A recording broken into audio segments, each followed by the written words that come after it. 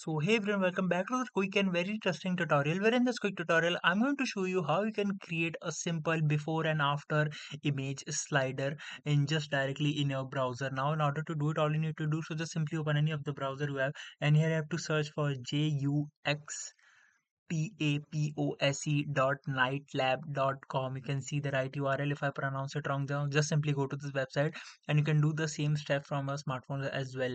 Now here you can see you can create an interactive comparison as well, or you can just get the GIF version for the same.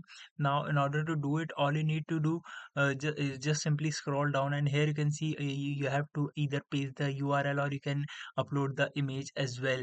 Now once you upload your images, and here you can see the preview as well. Now it will generate a before and after for you just like that, and you can either publish it or directly save it as the GIF in your system.